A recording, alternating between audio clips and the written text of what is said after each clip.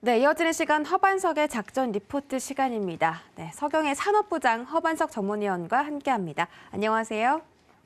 네, 안녕하세요. 네, 반갑습니다. 주말 잘 쉬고 오셨죠?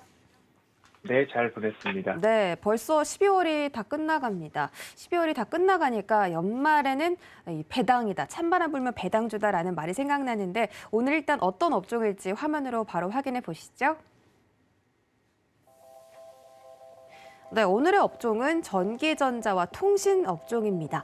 배당 매력도를 체크하자라고 나와 있는데 제가 방금 전에 말씀드린 것처럼 찬바람 불면 배당주 하면 보통은 은행주나 금융주, 보험주를 생각하시는데 오늘 또 특이하게 전기전자와 통신을 들고 와 주셨습니다. 이 통신과 전기전자 업종에 대한 매력도 한번 체크해 볼까요? 네, 이번 주는 배당에 방점을 찍고 그중에서도 전기전자와 통신 관련된 이야기를 12월 7일 키움증권 리포트와 12월 8일 IBK 투자증권에서 발간된 리포트 내용을 토대로 좀 말씀을 드리려고 합니다. 올해 증시도 이제 마무리 국면에 좀 접어들고 있는 모습입니다. 이제 겨울이면 배당에 대한 이야기들이 나오고 앞서 말씀해 주신 것처럼 찬바람 불면 배당이다라는 이야기가 나오는데 배당락일이 일주일 정도 앞으로 다가왔습니다. 그렇게 된다면 배당을 노리고서 투자를 하신 분들은 이제 이 배당을 받고 매도하지 않고 그대로 내년까지 홀딩할 것인가, 아니면 배당락일 이전에 나는 주가 수익률만 챙길 것인가에 대한 고민을 하게 됩니다. 그러면 주가 수익률과 배당락, 주가 수익률은 양수일 테고요. 배당락은 음수일 수 있지 않습니까? 그러면 주가 수익률과 배당락률을 합쳤을 때 양수가 나올 것으로 전망이 되면 배당도 받고 내년까지 홀딩하는 전략이 좀 유효하다라고 보고 있고요. 주가 수익률과 음수인 배당락을 합산했을 때 음수다. 나는 현재 수익률이 한 5% 내외인데 배당락이 6에서 7% 떨어질 것으로 전망되는 고배당주다. 그렇게 되면 음수가 나오기 때문에 그러면 약 5% 미만의 주가 수익만 챙기고 배당락을 피하는 전략이 맞다라고 보시는 게 이 배당을 앞둔 연말장을 보내는 하나의 포인트다라고 보시면 좋을 것 같고요. 일찍이 11월 29일 주간 V자 반등을 예상하고서 은행업종, 금융주 중에서도 은행업종 말씀을 드렸습니다. 11월 30일 KB금융, 12월 1일 신한지주, 그리고 12월 2일 기업은행을 좀 말씀을 드렸는데요. 차트를 잠깐 놓고 말씀을 드리면 기업은행을 11월 30일 말씀을 드렸습니다. 11월 30일 이날인데요. 그러면 이 구간에서 내가 매수를 하고서 결국 가지고 가야 되냐, 가지고 가지 말아야 되냐. 앞서 말씀드렸듯이 주가 수익률과 배당락을 합산했을 때 양수가 나오면 그래도 가지고 가보는 전략이 어떨까 싶습니다. 라고 말씀을 드리는 이유는 지난해에도 그렇고 올해도 그렇고 배당락 이후에 어마어마한 하락이 나올 수는 있습니다. 그런데 하락이 배당락 나오고 반등이 나오고 그리고 쭉 코로나 팬데믹으로 인한 모습들이 나왔지, 그 이전에 배당락을 보았을 때는 그렇게 심각하게 배당락을 맞고 주가가 꼬꾸라지지는 않은 모습들이 종종 나옵니다. 그렇기 때문에 주가 수익률과 배당락을 합산했을 때 양수가 나왔다. 그러면 너무 겁먹지는 마시고 주가 수익률 플러스 배당까지도 합산해 볼 수 있는 전략 나올 수 있다. 하지만 그렇지 않은 종목들에 대해서는 배당락 이전에 나는 수익을 확정하는 전략도 생각해 보셔야 된다라는 말씀 먼저 드리고요. 전기전자 업종에 대해서 배당을 살펴보려고 합니다. 전기전자 업종에 대해서는 역대 최고 배당에 대한 기대감들이 좀 있습니다. 왜냐하면 역대 최고 실적이 전기전자 업종에서 나오고 있기 때문입니다. 전기전자 업종 10개사를 합산해 보았을 때 올해 영업이익이 전년 대비 51% 상승이 전망되고 있는 약 9조 5천억 원이 전망되고 있습니다.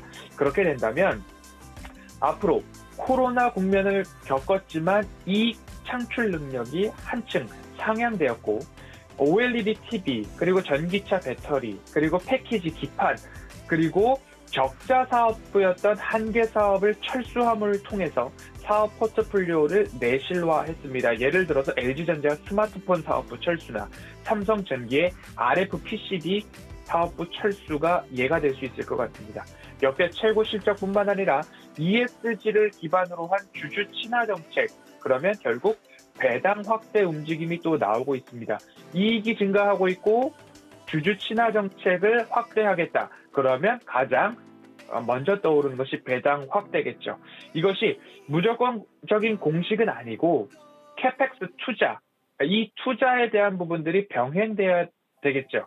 그래야 미래 먹거리에 대한 준비를 기업은 한층 할 수 있기 때문에 이 차세대 미래 성장 동력 확보를 위한 캐펙스 투자를 하고서도 우리는 배당 여력이 충분합니다라는 그러한 기업들을 선별해내는 작업들이 필요할 것이고요. 내가 보유한 기업이 배당락 이후에도 보유 관점으로 가져갈 것인가, 아니면 배당락 이전에 잠시 수익을 취했다가 배당락 효과를 더불어서 다시 한번 저가 매수를 할 것인가, 이 두 가지의 셈을 이번 주 안에 꼭 결론을 지어 놓으셔야 하기 때문에 이번 주는 배당 투자 전략이라는 주제로 리포트 살펴보도록 하겠습니다. 네, 항상 기업별로 이렇게 일정하게 배당을 주지 않기 때문에 기업별로 꼭 공부를 해야 한다라고 말씀을 해주셨습니다. 그렇다면 저희가 어떤 기업들 위주로 살펴보면 좋을까요? 네. 전기전자 섹터와 통신 섹터를 좀 중심적으로 말씀을 드릴 텐데요. 주요 전기전자 업체 배당 중에서도 LG 계열사는 전향적인 배당 확대 쪽으로 기조를 잡아가는 모습이고요. LS 계열사 쪽으로는 여전히 이어져 오던 적극적인 배당을 지속하겠다라고 좀 보시면 좋을 것 같습니다. LG그룹 같은 경우에는 그동안은 안정적인 재무 구조를 우선시했고 투자 재원 확보를 위해서 제한적 배당을 좀 해왔었습니다. 그러나 지난해부터 배당 정책에 의미 있는 변화를 시사를 했고 ESG 경영 강화, 주주가치 제고에 대한 부분들을 하나의 포인트로 놓고 있는 모습입니다. 그래서 앞으로 주주 환원 확대에 대한 노력이 있을 것으로 전망이 되기 때문에 LG그룹 관련된 기업을 보유하고 계신 우리 시청자분들께서는 조금 더 세밀하게 공부를 해보시면 나는 여기서 팔지 않고 가져가 볼 만한 기업들도 있겠다. 하지만 배당락이 커질 수도 있으니까 잠시 수익 실현을 했다가 다시 접근하는 것도 나쁘지 않겠다. 두 가지를 꼼꼼히 살펴보셔야 되겠다라는 말씀 꼭 드리고 싶습니다. LG전자를 좀 먼저 살펴보도록 하겠습니다. LG전자의 주당 배당금은 19년도 750원, 20년도 1200원, 21년도 1500원으로 상향 조정되고 있습니다.